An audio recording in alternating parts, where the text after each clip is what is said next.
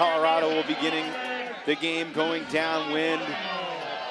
The uniforms are a little different from 14 years ago, but there's still a lot of similarities. That Mama Bird patch. The patch is still there. That's right. That's a rite of passage for the Mama Bird players who have to sew their patches onto their jerseys. From Brownie in motion with the game's opening pull, launched by Dylan Villeneuve. Colorado has one loss on the weekend, losing a pool play game to Cal Poly SLO. Coming through the pre-quarters, they made it past Pittsburgh in the quarters, and the first deep shot is on the money. Perfectly placed for Alex Atkins. What a shot. Entering this semifinal, including a perfect 5-0 run here in Texas this weekend. 15-8 over NC State. The trickiest game in pool play for Brown might have been their opening game against Iowa State. Iowa State took half in that game, but Brown figured it out in the second half on a windy Friday morning. That was the first round of the first day of the tournament. And in Brown's quarterfinal this morning, Ohio State, the surprise champion from the Ohio Valley region, actually had a 6-5 lead on Brown before Brownie in motion accelerated and closed things out in that quarterfinal. The Brown coaches, Ian, expect this game to be very different from the one this morning. This is typical power ultimate, and that's what they expect from a program like Colorado's. Christopher Larson falls in the details for the first time in a while last year.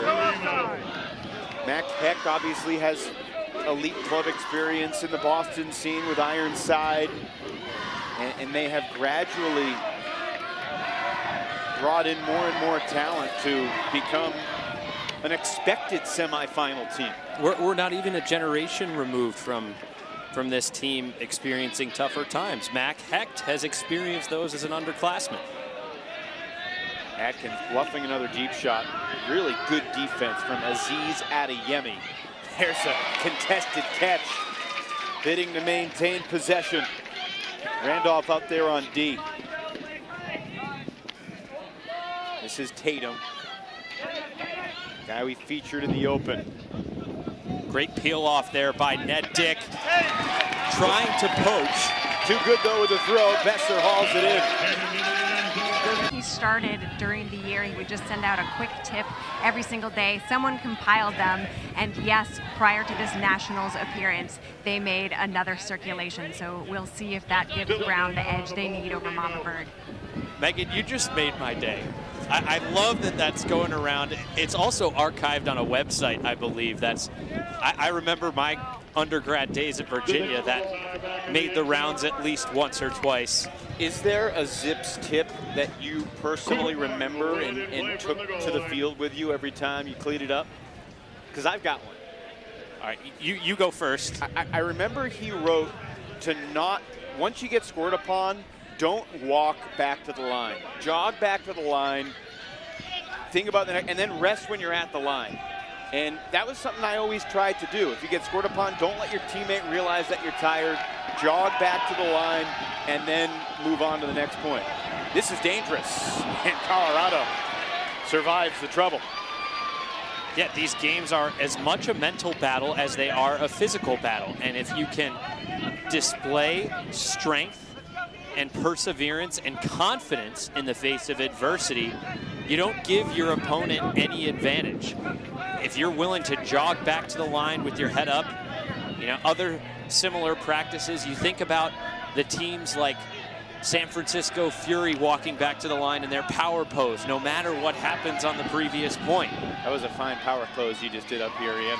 Nice catch on the sideline by Tatum.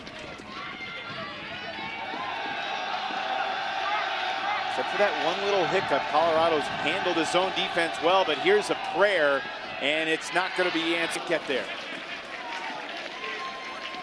Just a little too much on that throw by Ned Dick, but Villeneuve and Adeyemi are going to be instrumental in protecting the deep and the break side points of this Brown zone as Colorado tries once again to work the disc upwind.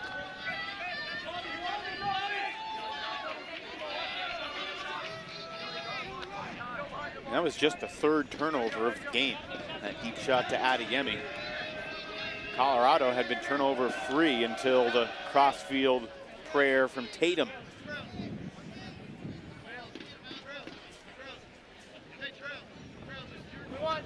Second foul call, no contest. Tip coming in on 1.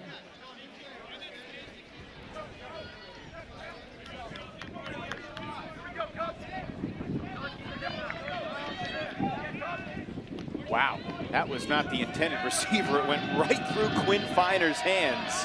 Thankfully, Brunker was in the reset space. And this is basically a four-man cup right now with the mark, Taylon Johnson, trying to prevent that dump. He's marking behind the disc. And I love how aware the other defenders are. There are split seconds where you'll see the other cup defenders completely turning their back to the thrower and just trying to scan the nearby perimeter for the closest. Well, I'm not in this for 1 year. I want to try and build something. Second of all, Cryer has thought for a long time of what he could do with 90 practices. You know, 15 practices times 3 a week each quarter. You know, 15 weeks times 3 practices. What they could build, and the improvement from January to now is unbelievable. And I don't throw that word around lightly. I mean, this was not a national caliber team, let alone a semis team at the start of the season. They were a middle of the pack regionals team. Monitor, tap it in. It will be Colorado's disc. Commentators jinx, right? We're talking about how well that handler weave is working, and they turn the disc over in the same breath. Isaac Chesler, the lefty, launches. Great peel-off defense by Randolph, and he makes the catch.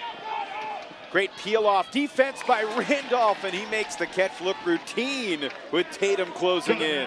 And then a hand block. Ruschmeyer Bailey had his throw canceled. Well, you saw Ruschmeyer Bailey. He didn't step out and pivot. That was kind of a lazy release. Something that's always going to hurt you when you're going upwind. Pretty good. You have to be really aware and keep your defender occupied, because it's very easy for an alert defender to peel off, abandon their assignment, and try and go and disrupt. So you can't just, while you do need to get out of the way, you need to make other threatening motions to engage your defender and not let them have an impact.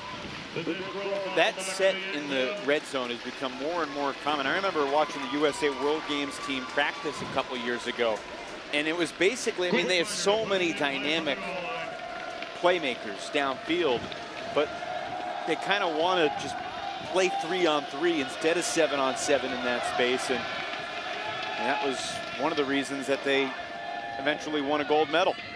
Well, Brown may have its own flavor of implementing this three-man dominator, but, you know, Cody Johnston wrote a great piece on Ultiworld several years ago, breaking down this quote-unquote triangle offensive set, and he analyzed North Carolina dark side film to do it. But like you said, it's just growing in popularity. Hammer into the wind, a daring shot, and it pays off. He mentioned are just the greatest time of the year. Everyone's finished with exams. You've got, give or take a few days, 2 weeks between the end of exams and college championships, and you're just singularly focused on preparing and bonding with your teammates. Quickly, let's go down to Megan.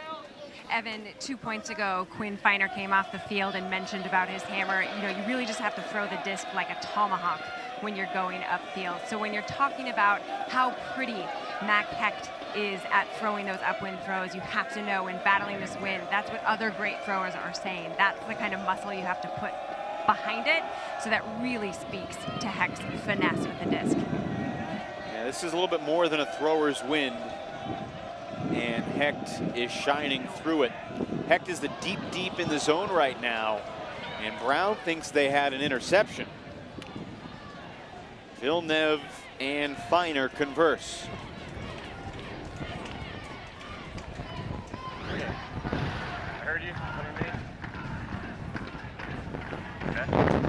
Wow. It's going back to Colorado, and it looks like the right call.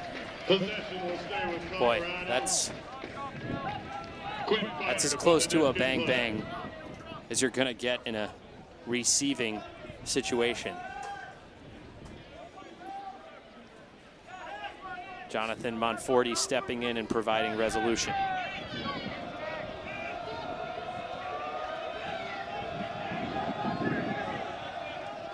Taylon Johnson, part of that Brown sophomore class, continuing to be the mark in this four-man cup, which is really making resets difficult.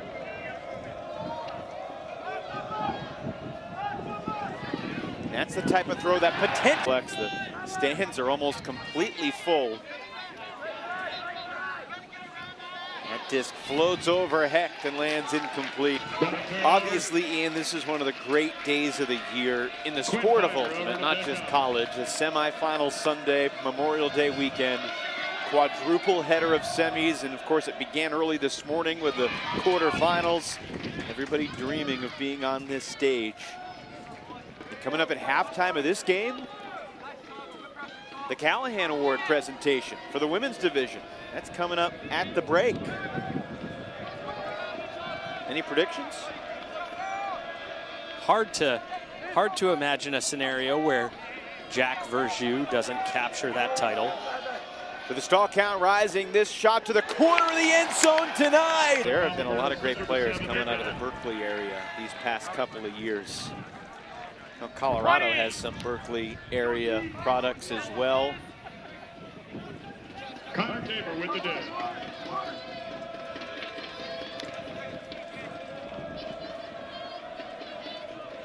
Ooh. Sometimes you can forget how even the most simple catches in the wind can be a little difficult. Hecht going deep again, the disc up and down it goes, and it's caught! Great adjustment. Christopher Larson ties it up again. For them to get back here and make it to the quarterfinal and put up a good showing, that's about as respectable as you can ask for. Curious to ask you this. How surprised were you that Colorado took down Pitt this morning? The only team to come through pre-quarters and make it to the semis is Mama Bird. I couldn't figure out this Mama Bird team through the first few games. That's of good, full because I play. couldn't figure out this Pittsburgh team. Well, they had flashes of offensive consistency and brilliance in their game against Northeastern. And they also had lulls and periods of inconsistency. They blew a lead against Cal Poly Slow. Brown got a piece of that one. It was Griffin Ko might have nicked it with his foot. And now Brown going downwind with a chance. That, of course, has transitioned back and forth between the offensive and defensive units. He's been primarily playing defense here at the championships. So maybe not the perfect parallel and something we could keep thinking about. Maybe Megan has a thought. Megan? Well, I heard John Randolph talking to Coach Jake Smart as he was coming off the field, and he said, I knew I had to make that cut, and I knew he was going to throw it no matter what. So I think it's gotten to the point where even everyone on the team knows if he's even making what resembles an open cut, the disc goes to him and he'll grab it. Mama Bird's deep shot deflected. Brewster unable to haul it in on the second. Anything with their marks to prevent that inside break, or does that just leave the around too vulnerable? I wonder if they think about changing the force. Error there from Dick. The throw is a little bit behind the intended target. Xian. And throwing a backhand force out there. Yeah, that's an interesting idea, at least to throw a curveball.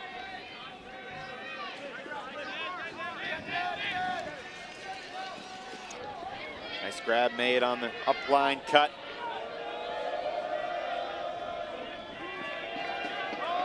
Cole Besser fires deep. Tatum got it.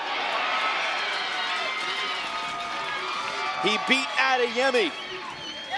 And Mama Bird converts downwind. That's a matchup I want. Clock's not working in Mama Bird's favor, Evan. We're about just over 12.5 minutes away from the soft cap. Brown's got a 3-goal lead. And once we get to that soft cap, just a reminder for everyone, we're going to add 2 to the highest score and play to that score, even if that doesn't get us to 15. Not going to help the Mama Bird cause with that giveaway to keep them on the field. And you know, one of the interesting conversations in Ultimate right now, Ian, there's rumors that a new rule set is going to be coming out relatively soon. I've been told that the rules committee has all signed non-disclosures. They've been sworn to secrecy so the details don't get revealed.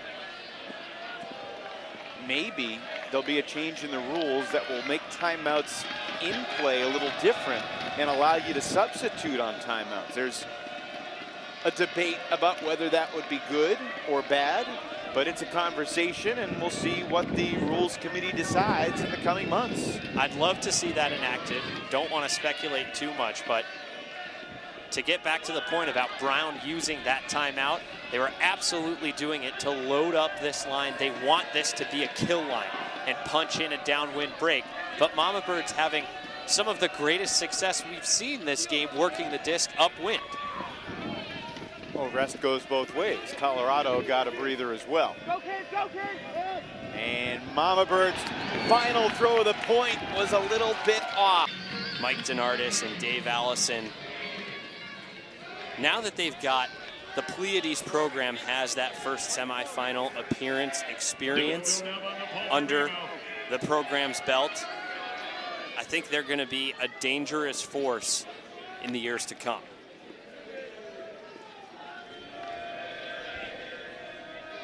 What does Colorado have left in the tank against this Brown defense that has been spectacular? That's a tough swing, and it sails on Atkins. Weak.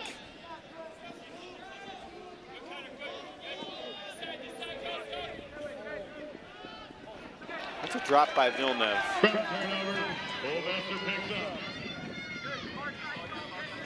Alex Atkins.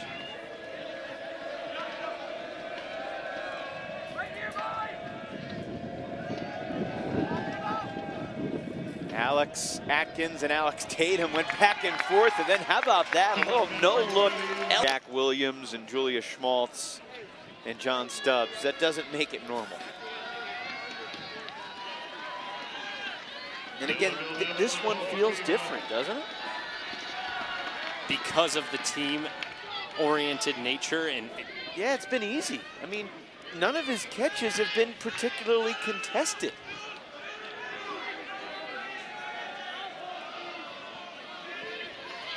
Oh, how about that? Somehow that throw. My prediction would be Matt Gooch-Ohanis from UNC, but if not Gooch, I think Hecht probably has the next best case. And those are the only 2 finalists whose teams made it to nationals, incredibly. Can't argue with you there. I wouldn't be surprised to have seen a lot of ballots going 1-2 in some order with those 2 candidates. Would you have voted for Gooch or Hecht? Or Randolph? He wasn't on the ballot. I don't know if I can weigh in on that because I haven't directly played against them in the same way that some of these other players have. Scary layout right there as Michael Chen undercut the Mama Bird receiver. A yellow card issued for this. Ruled a dangerous bid. And I'm sure it was malicious, but there's some danger involved, and hopefully Alex Tatum's okay. Are you okay? Don't hurry it. You're okay?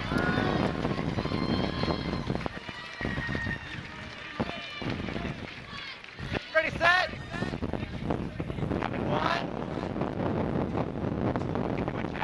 1. Tatum coming to Boulder from Hawaii, and he launches deep. And that's great defense from Dylan Villeneuve, who got there first. No round, no round, no round! Villeneuve lets it rip. Griffin KO in pursuit, and he dropped it.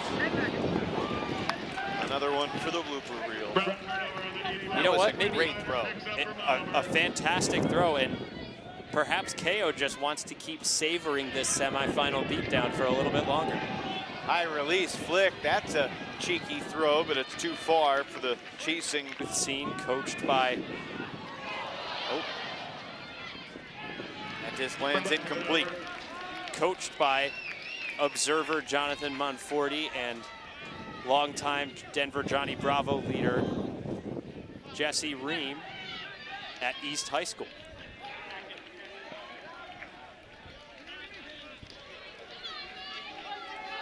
Another high release. Oh, so close, but Atkins, Jen. You're on, Atkins, you're on, Atkins, you're on.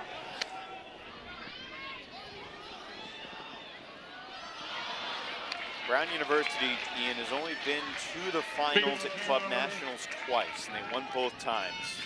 15-10 over Carleton, 2000, behind Fortunat Mueller, Callahan winner that year. And then Josh Zipperstein led Brown to the title. Type of offense they ran during Jimmy Mickles' heyday, and basically said, whoa, we don't have the throwers in the collective skill right now to do this. And that offense largely involved no reset behind the disc. They have changed that, and you see the reset behind the disc here in the red zone, and it leads to a score. And that was a calculated adjustment that Mama Bird made this year. And once again, that's the play call there. Send the dump around behind so that they receive it with a quick view into that break side window. A very simple, fundamental look. In the club game, you typically see more defenders recognize that coming and switch off to shut down that break window look a little quicker. But it's clearly proving somewhat successful here in the college semifinal. After the foul call was upheld, denying the goal, Mama Bird punches it in. It's 40.